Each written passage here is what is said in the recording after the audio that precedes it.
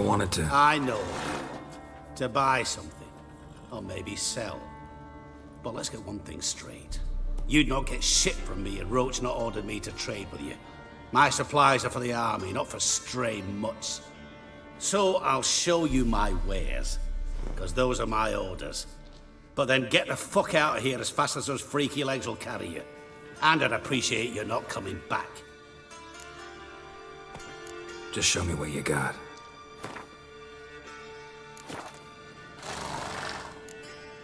Willing to craft something for me?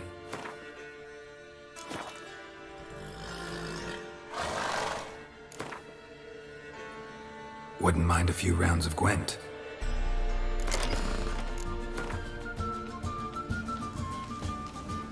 You again.